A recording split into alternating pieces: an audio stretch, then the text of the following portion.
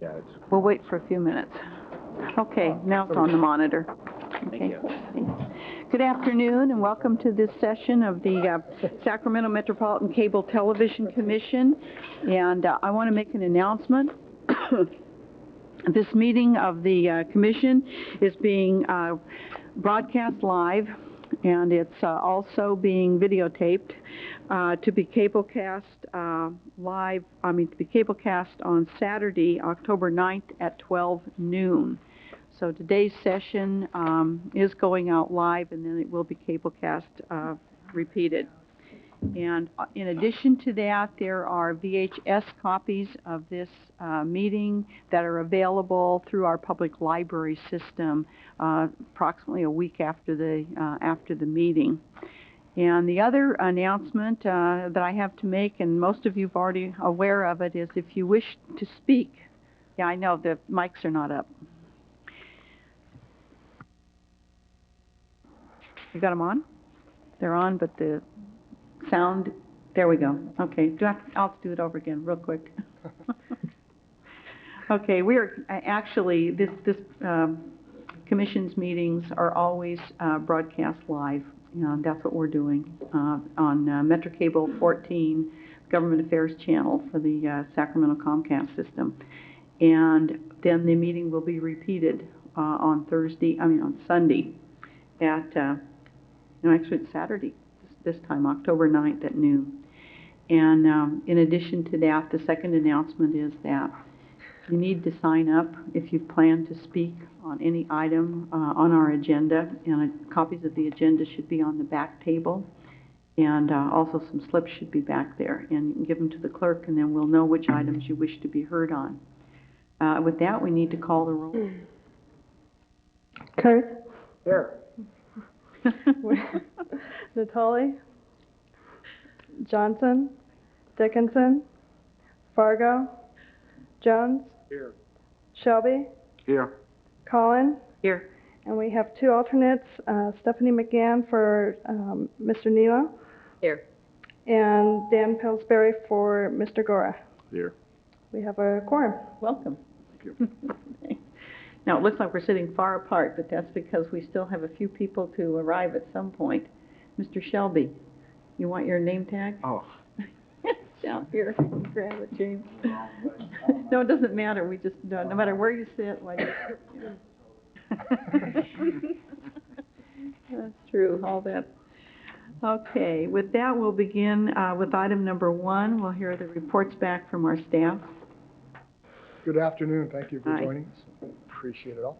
Item 1 is a follow-up from a mini action at your last meeting, wherein staff was directed to advise the FCC and our congressional delegation of concerns about process the FCC had used in taking, not necessarily official, but taking stances on policy issues of nationwide import related to the issue of OpenNet.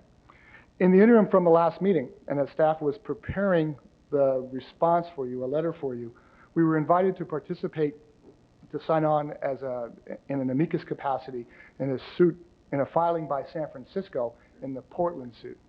Staff felt that this was a more direct and more on point, I should say a more direct but equally on point response to the direction you had given us last month, and recommended that we do sign on. We staff checked with the chair. Our choices were to call a special meeting to formally assess this. Our decision was, or the recommendation was, that we felt that this was exactly the same thing that you had directed us to do, but in a different format. So we're asking for today, and we did file the amicus brief, and we are on record as such. The action today, though, is to clarify and formalize your action last week by authorizing the filing that we did make. So this is a retroactive approval to clean up the staff direction of last month. Okay. Any questions? If not, I would entertain a motion. The enhanced staff direction. Second. Moved and seconded. Now, Ruth, I know Ruth Blank has signed up, but I think you're on the second portion of it, correct? Okay. All those in favor, please say aye. Aye. Aye. Okay, that's unanimous of all of those present. Thank you. Thank you. And then B,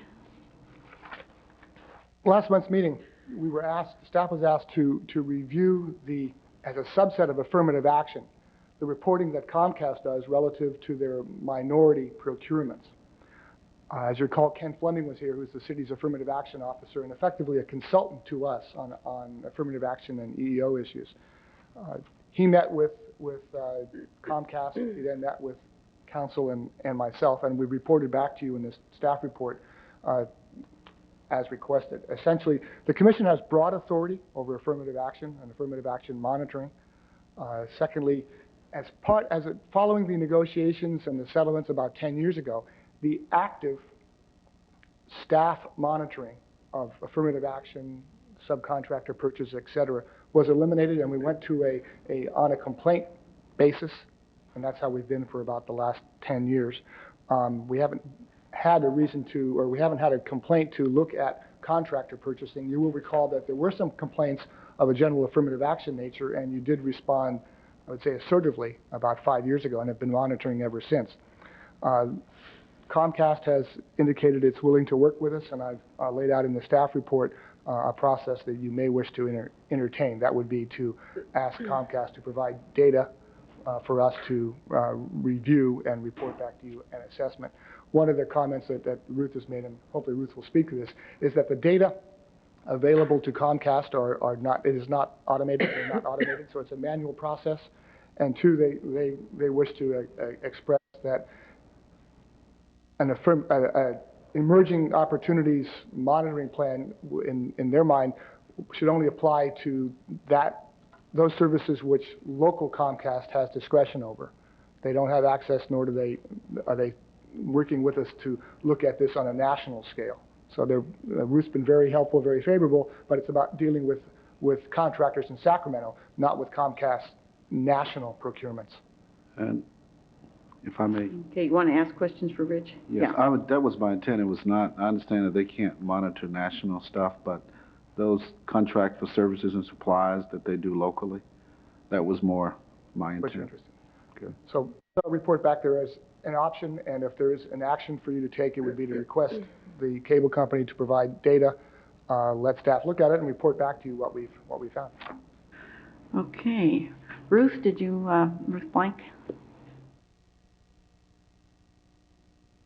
Hi. Good afternoon. I'm Ruth Blank with Comcast. As Rich expressed, we are happy to work with the commission and provide what the commission wants. We are,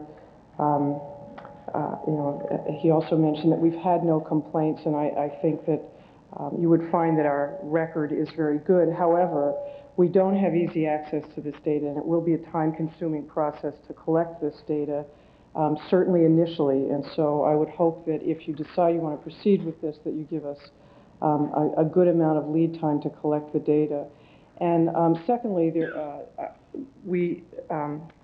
the amount of contracts is proprietary information, and so we would not want to talk about dollar amounts of the contracts, but simply who we contract with and for what services.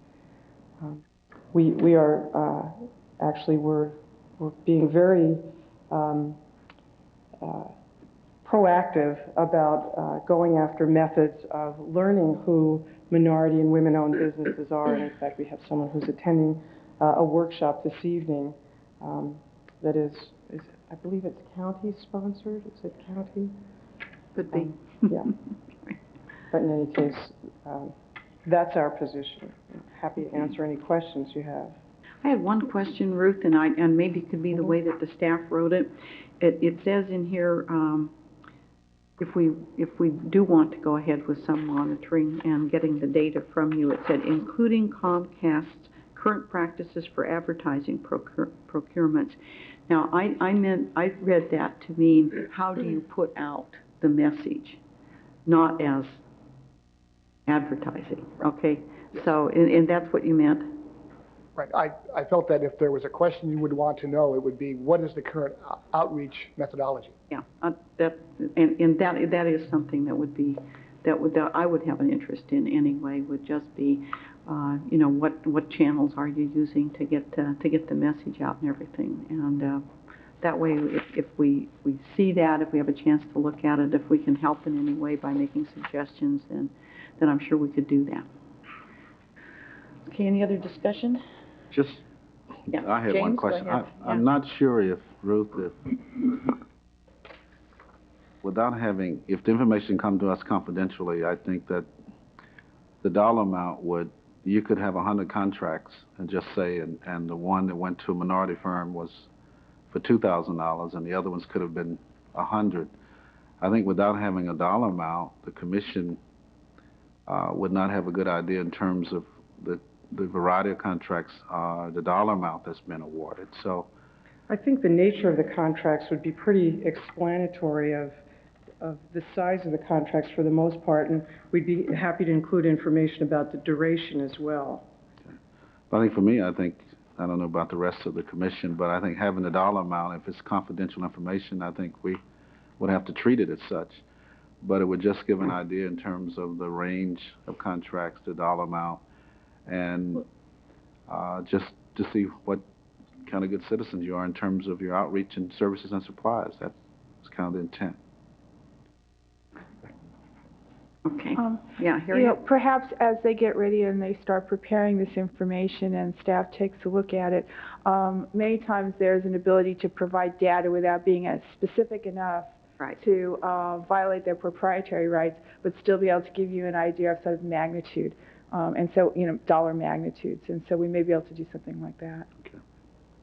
Okay. All right, any discussion? I think we should go forward and ask for this data. As one of the two people who talked about this at our last hearing, I think it would be useful. I am mindful, though, I think of Comcast proprietary concerns, and I think I'd be willing to offer a motion at this point that we request this data and that we give them, I think the period that Ruth mentioned was 90 days. No. 60, no, one more.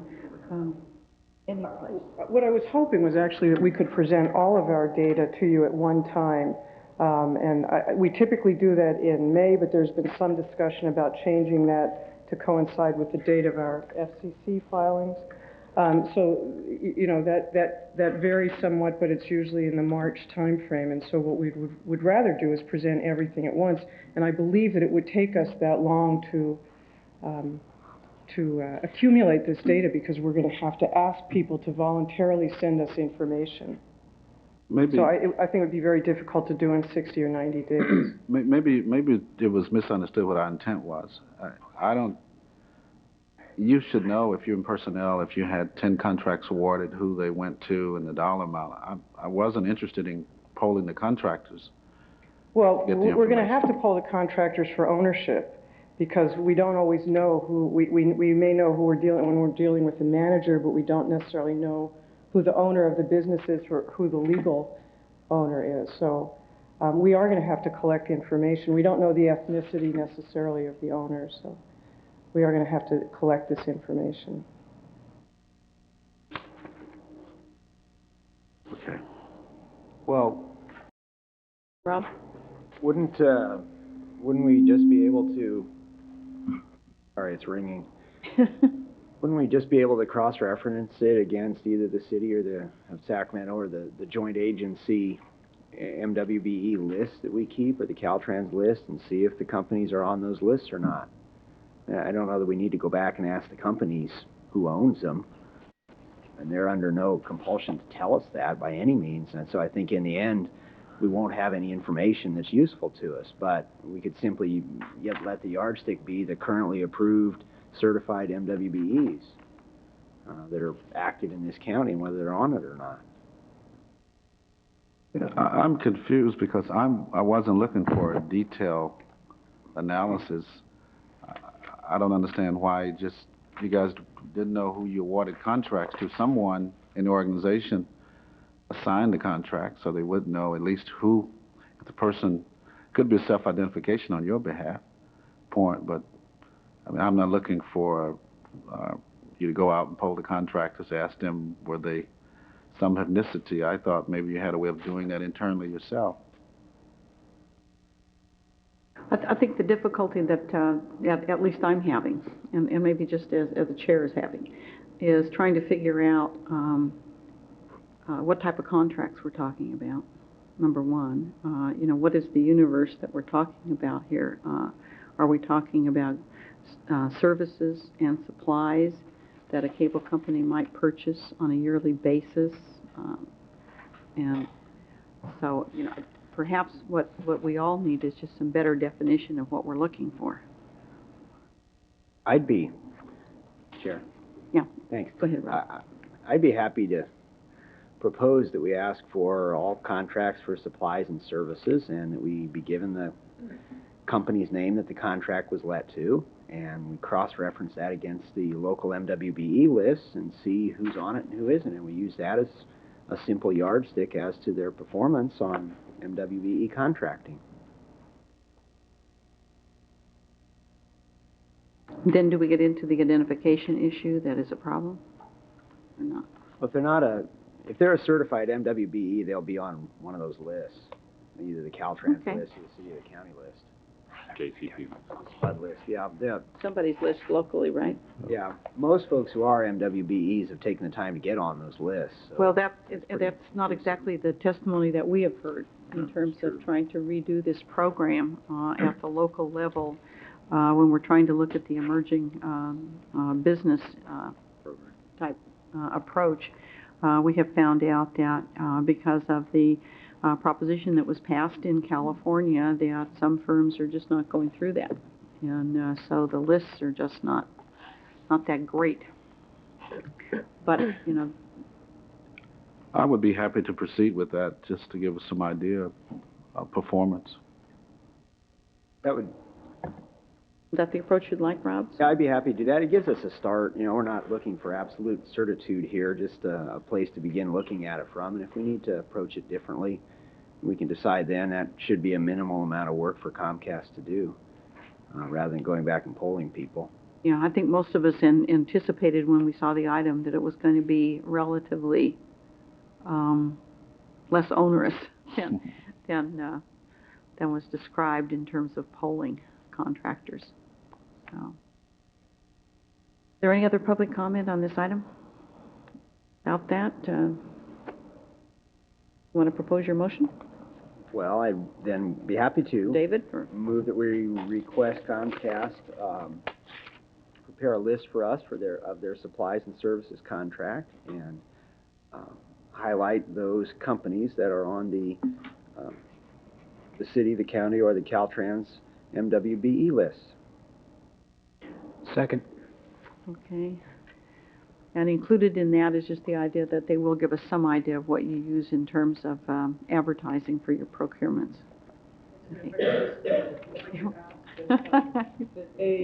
In a timely manner, we're given a copy of this list or some database that we can use, okay. And B, that we are given, even though we're not going to have to go through the same process of asking for ownership information from all of our contractors, if we're still given adequate time to compile a list of all of our contractors, because that's something that we don't normally keep, and we have to sort of segregate the corporate. What's reasonable? Pardon? What's reasonable? Well, we'd still like to have the same time frame as our other affirmative action reporting, which is, as I said, I think it's in about the March time frame. Is that affirmative action filing, though, mainly dealing with personnel? That one is, yes. Mm-hmm. Yeah. This is different from that, as what I'm hearing. But if this is going to be something that we're reporting on an annual basis, I think that in terms of looking at the previous year, our preference would be to have a certain time frame in which to deliver both every year, and we can prepare ourselves that way. What's your fiscal year? Calendar year. I mean, I think that's a reasonable request. The only thing I would just suggest to staff is that if it turns out that the list is not as useful as we think, if, as the chair has pointed out, the Meeby-Weeby lists are not so well maintained, and thus the list that we obtain from Comcast is not as useful as we hoped, that you bring back to us the notion of polling. I mean, I thought it was actually quite laudatory that Comcast was willing to go that additional step, which was to poll its own contractors or survey its own contractors. Even though it's more onerous, we've come up with a way short of that. But if it doesn't work, I'd like to see you bring it back to us so we can consider that as an option. Okay. I think it can be even less onerous that if Comcast can provide us the list of their service and suppliers, that can be automatically run against the city database. I'm not sure about the other two, but they wouldn't have to do the match. The city system will provide for that. So the match work is easy. Okay. All right. Let's Now, go ahead. I'm afraid there's one point I failed to clarify there. What was that? That would be the dollar amounts. I heard some discussion that we could not ask for what the dollar amounts were, or that was proprietary information. Are we asking for a general range of the dollar amounts, or? I don't know how to overcome that one.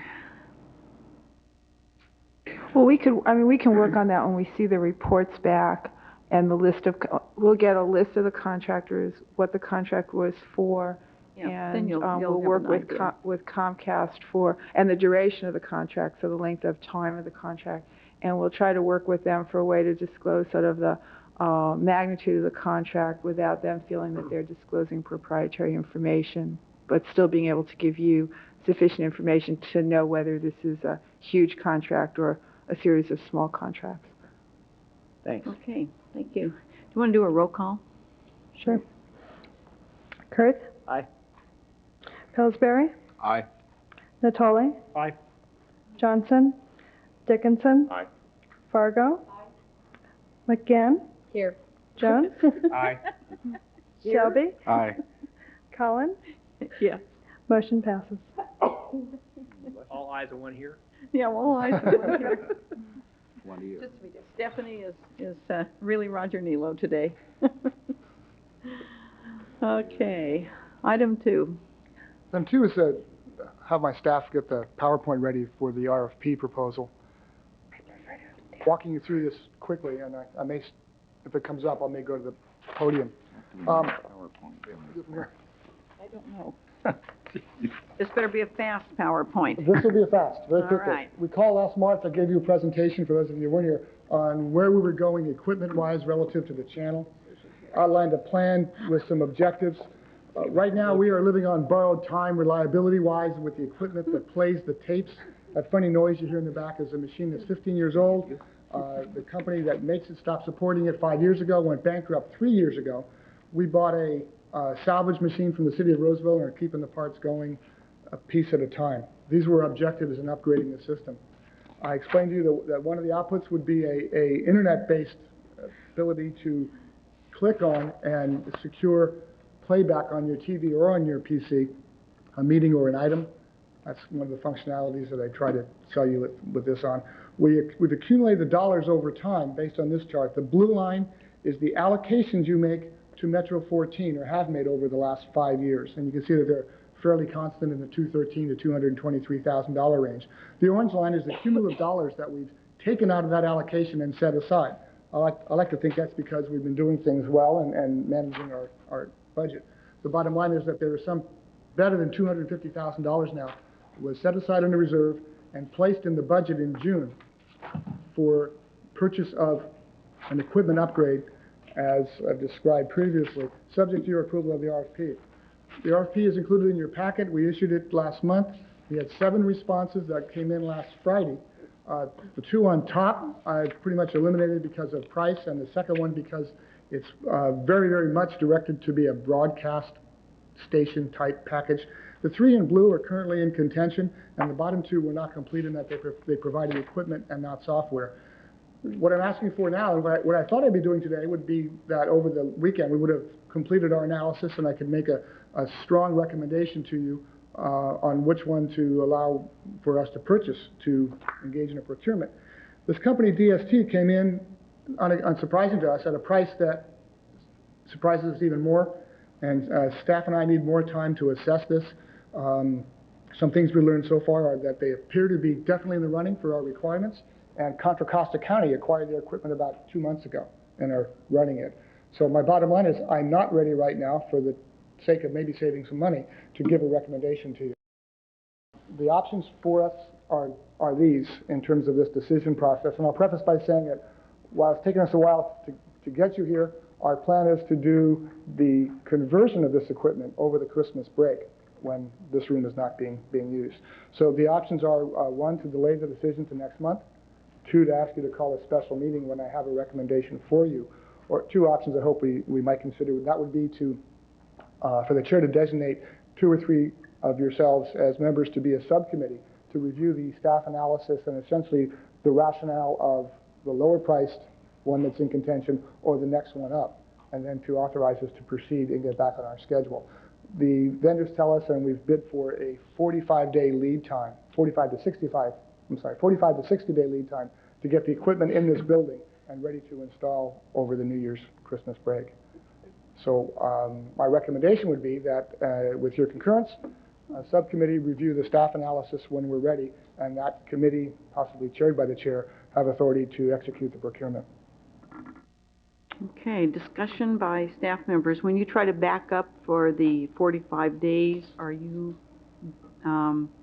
indicating that the best option might be to go with the subcommittee? Yes. So that we can get the decision made between the apparent, looks like the apparent low response, whether that's really going to meet our needs, and the next one up from that, correct? That's correct. And yeah, our goal is to have equipment delivered in the first 10 days of December for configuration and get ready. As soon as you adjourn, we go to work over the holiday to install.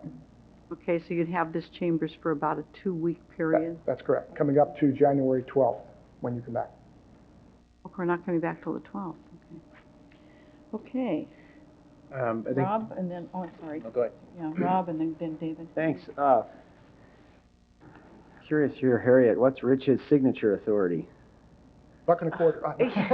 $1.75. Whatever's in the coffee can, huh?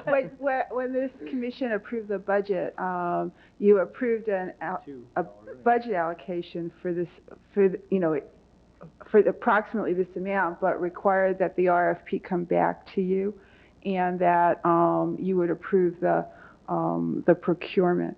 So at this point, that's not required by your joint powers agreement, but that's what you did as part of the budget. So at this point, I think you can, I mean, we had planned to bring this back and have you approve the vendor and the maximum price, but given the time schedule, that has turned out to be infeasible. So we thought that in the board can authorize Rich to go forward based on the two, the low one and the second low that you just saw. We thought that somewhere between that was to have a board subcommittee so you could review Rich's rationale and why he was choosing one versus the other because of the $100,000 difference in the two proposals, that would give the board some oversight to your delegated members. Or if you were uncomfortable with that, that we would try to schedule a special meeting as soon as Rich had a firm recommendation. Any one of those three would fit within the parameters of your authority. Thanks. David? That answered my question. I think that's probably the question that all of us had. And I would assume that even if we did the subcommittee route, if there was some uncomfortableness on the part of some of the subcommittee members, then they would have the options still to, Right. to request the chair call a special meeting? Right, or to bring it back in November. Or bring it back in November. Right, but as Rich said, in November, we would then be short on being able to have the work done during the Christmas holidays. Okay, anyone have a preference? Well, I prefer a special meeting. You're talking about $250,000. Or $100,000 something. Well, yeah. Up to $250,000, especially when there's such disparity. It seems to me that's just something the commission as a whole ought to see. Not that I don't trust whoever's named to the subcommittee, but We might put you on it, Roger, just all by yourself. well, then you better have a special meeting. That's really dangerous. And I don't have a problem with that if we could find it on our schedules. And I think the subcommittee idea was just the usual problem of trying to get this whole group together on a day that isn't our schedule. Heather? I'm comfortable with the subcommittee. I don't know how people feel, but it's fine. It seems to me that's the most expeditious way to deal with it. I don't. Can we put, how many can we put on a subcommittee? Up to 3, 4? 5. Could even go up to 5. I hate to miss an opportunity to agree with Roger Dickerson. Go for it.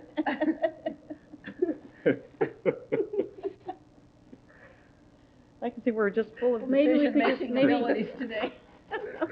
Okay, you want to speak again? Sorry, I'll get over it. Speak decisively. Well, I'd be happy to either have a subcommittee or simply to authorize Mr. Esposito to make the decision, as I feel that it'll, in the end, will be his decision anyway. So. From a technical standpoint, but. You're a techie. I'm going to offer a motion. I'm going to move the staff recommendation, which is that we form a subcommittee and delegate to it authority to make this decision. Second. Okay, moved and seconded. Any further discussion? Okay, please call the roll. Kurth? Aye. Pillsbury? Aye. Natoli? Dickinson? No. Fargo? Aye. McGann? Aye. Jones? Here. Aye. Shelby? No. Collin? Yes. Motion passes. Thank you. Now we just need people to serve on the subcommittee. Don't all start. And Mr. Shelby. That subcommittee will never meet. No, do we have volunteers to start with? I'll serve. Okay, see, Shelby would volunteer. All right. Do we have a city council person from the city of Sacramento willing to volunteer? Don't all speak at once. Take the guy not running for mayor. Okay, I think we were looking for the No choices left. city council. Okay. Want to give you guys enough time to do your other stuff. Yeah, really. Dickinson would love to do it. No, I think it's you. You're the chair. You should serve on the subcommittee. And you've got 3 people. Okay, I'll serve on the subcommittee then. That's 3 of us. And it'll be easier to manage 3 schedules. You guys made the wrong choice. Yeah. I know you will complain.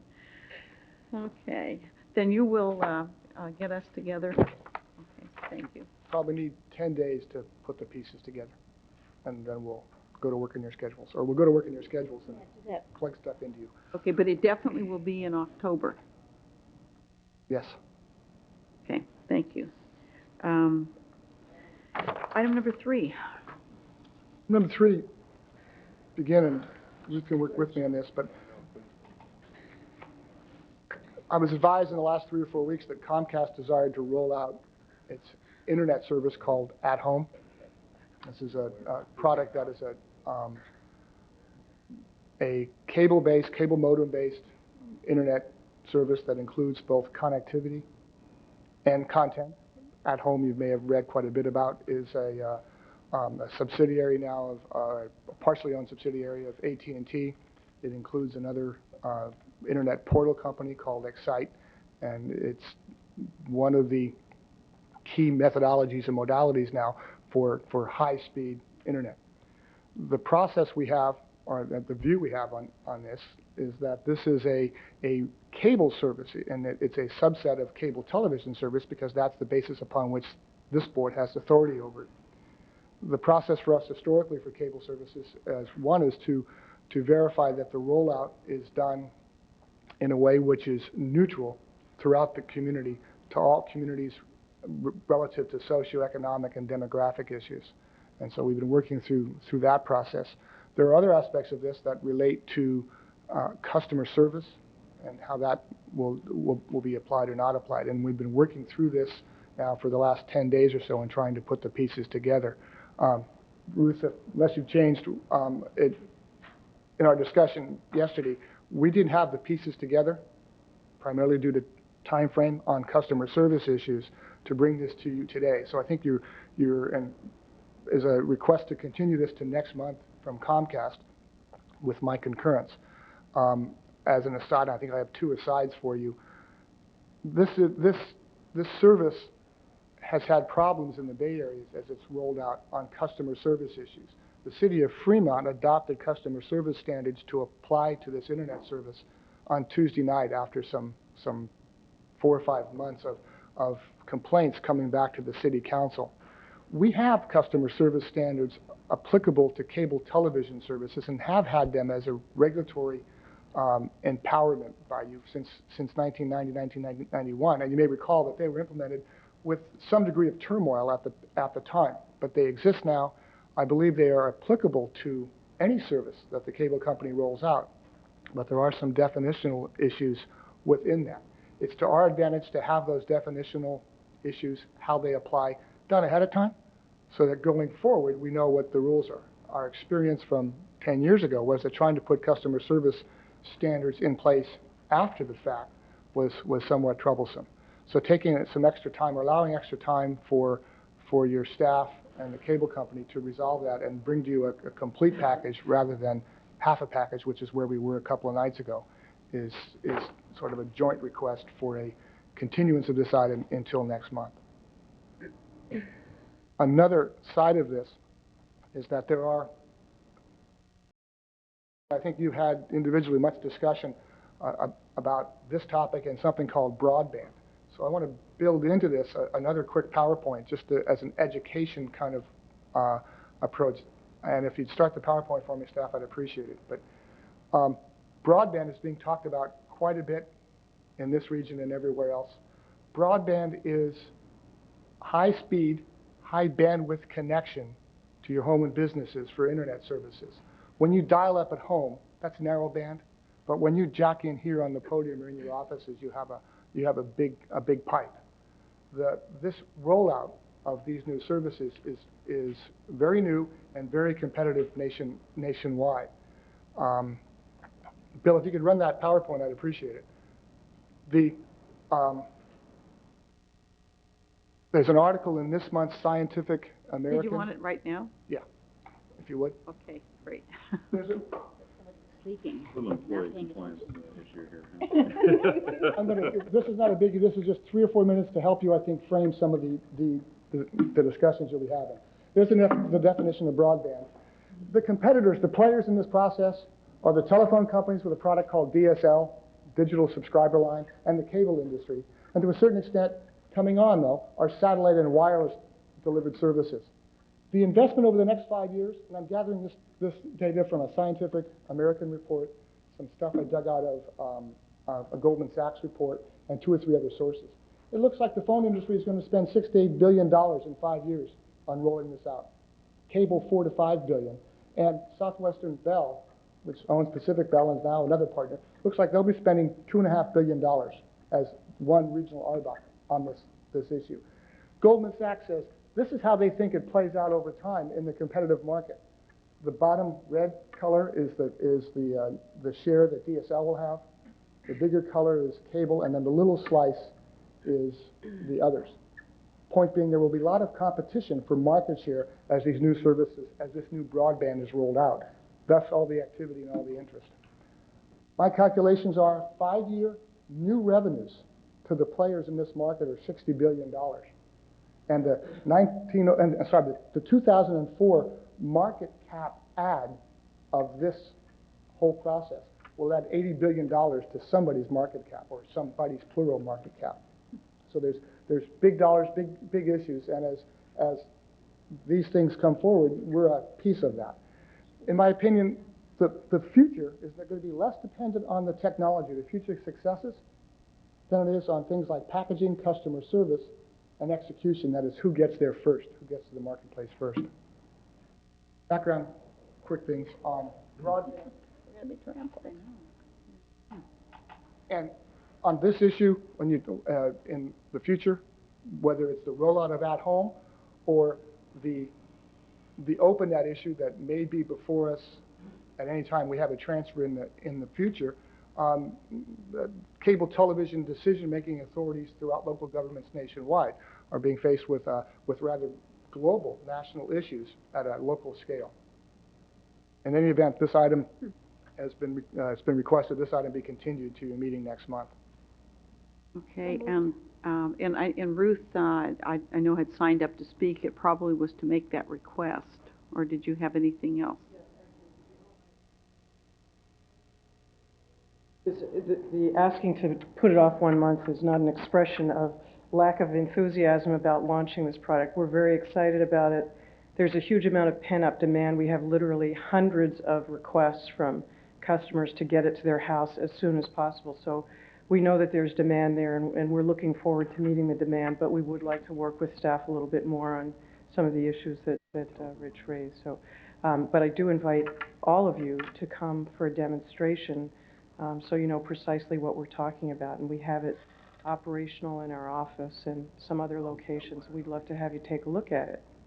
Okay, I appreciate that. I'm going to have staff work, as long as you're going to be working with staff anyway. One of the things I know we have to do is you have requested a waiver from the Universal Service, which is a very important component of this franchise.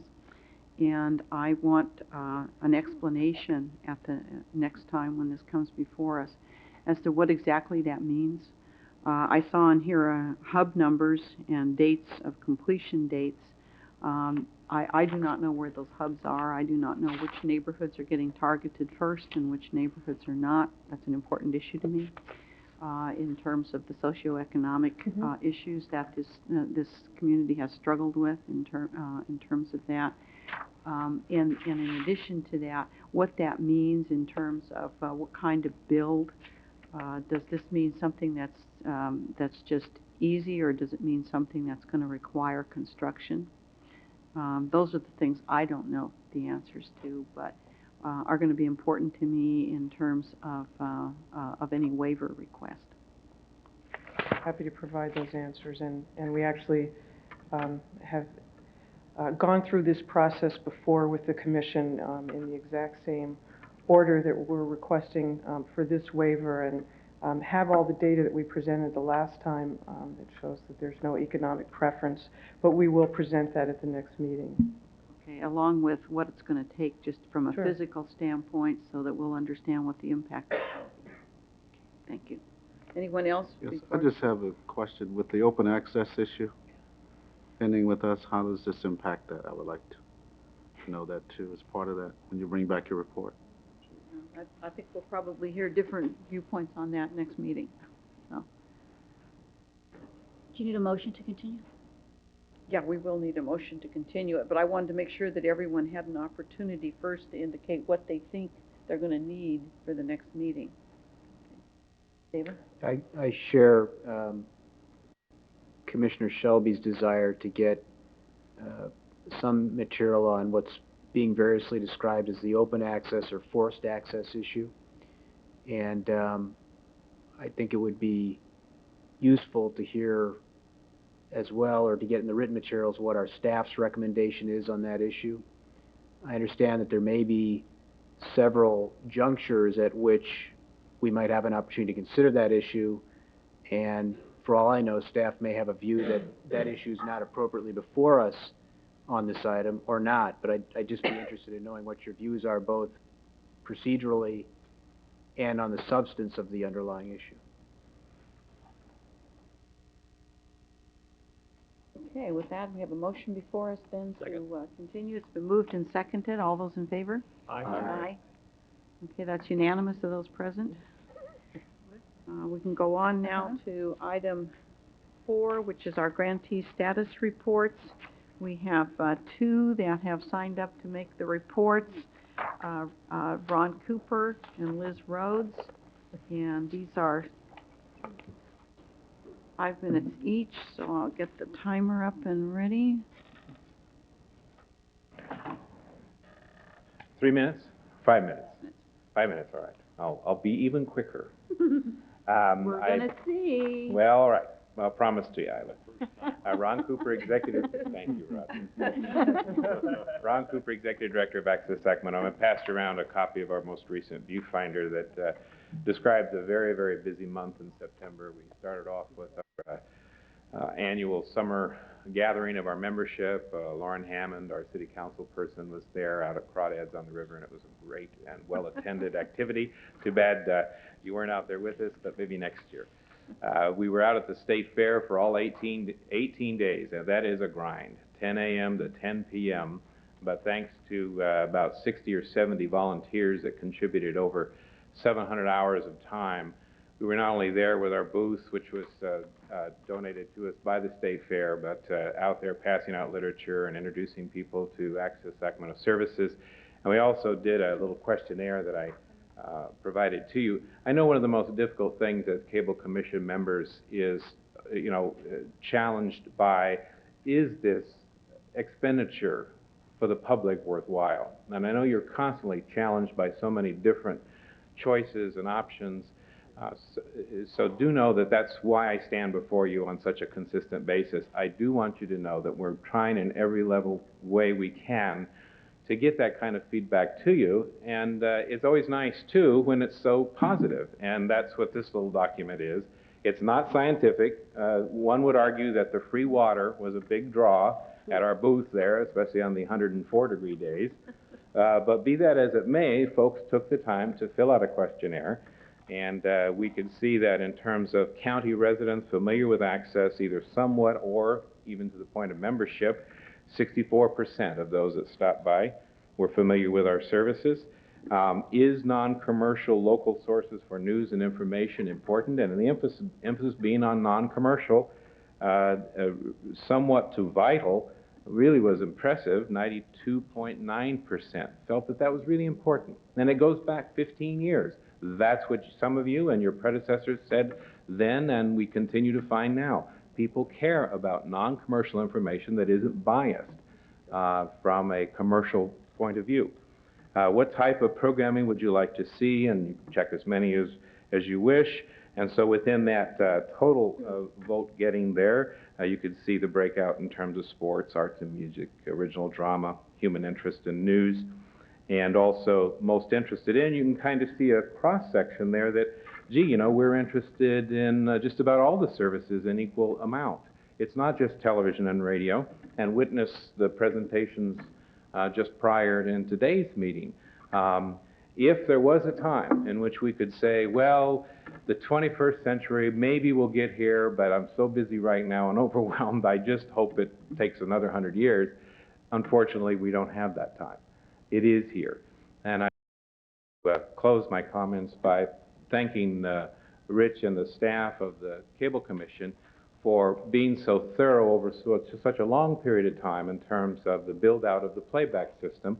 The sources of information from meetings are fewer in number, certainly longer per program, but fewer in number, and it is appropriate for Metro 14 to look at this type of digital playback for both the cable system as we have come to know it, but also in terms of the emerging web and the ability to click on a government website and be able to see a meeting, to be able to call upon past meetings and past information 24/7 anywhere in the world. And I mean, and that's what's extraordinary. Bangkok can find out what happened with Rob Kurth at the last city council meeting. I mean, it's just an extraordinary time. And as we all feel overwhelmed, and again, we all feel overwhelmed. We all feel, gee, we just don't have the information that we need. Bill Gates feels the same way. He hasn't confided in me personally, but trust me, we're all groping our way through this. The one thing I urge in this endeavor, as we have been coming before you now for several years, the internet is here, the internet is here, that we look at the user end of this. As much as the budget and the potential and the, my God, the build and the infrastructure and all those critical questions, the user, your constituents, is really, really critical in all of this. Because as overwhelmed as we're feeling, the vast majority of folks that don't have access to the internet, that need that kind of training and exposure, that kind of participation in this new electronic economy, that's critical, critical in your considerations on all these issues. And I now end with 10 seconds left. That's just to please Roger Dickinson, right? Thank you. Thanks, Ron. Liz Rose.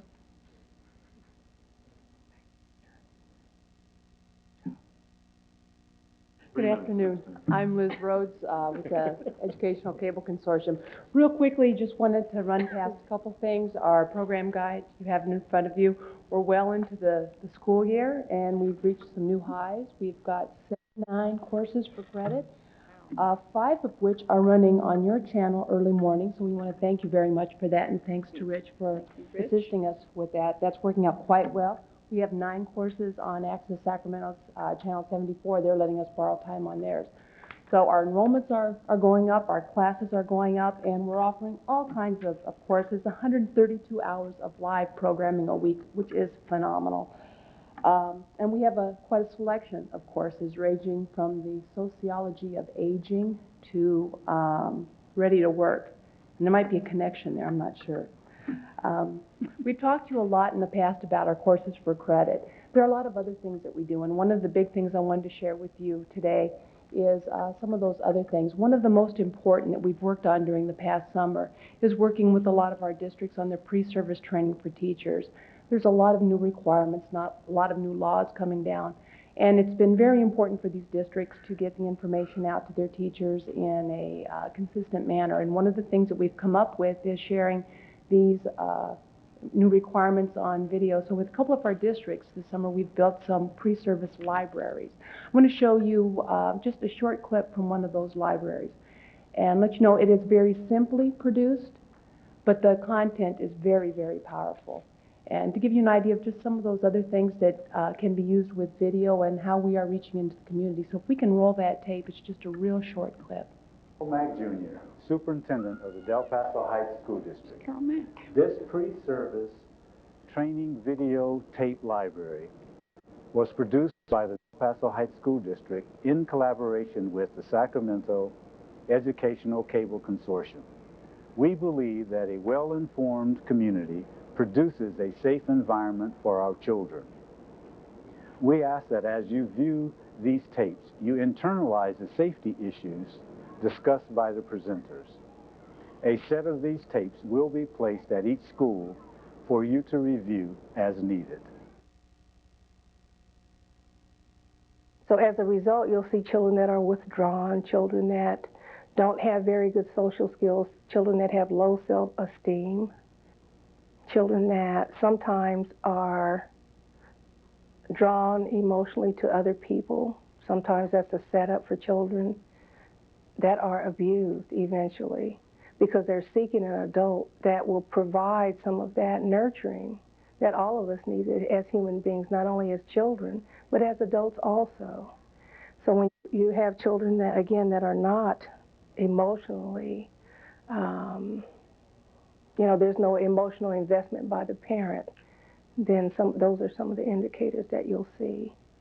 There's not a lot of aggression toward other children per se. There is with the physical abuse, but not so much the neglect because they want to have friends. Thanks very much, Liz. I just wanted to add, too, that along with those tapes, there are very comprehensive manuals. So, the big idea is that the teachers are all getting the same information, getting information that they can consistently refer to, and something that is kept at their schools. And we've had some really tremendous response to that. And we think it's a very worthwhile project to be involved with. And thank you for the opportunity to provide these services to the schools. Thank you very much. They're very helpful. Okay. That's the last of the grantee reports. We now have an opportunity for members of the public to discuss matters that are not on this agenda, but within the Commission's jurisdiction. And we have no one signed up. No speaker cards. Pardon? No speaker No cards. speakers. Okay. Well, with that, we don't need a motion to adjourn, do we? We can just adjourn. Okay, this meeting's adjourned. We thank you all for being here. I can never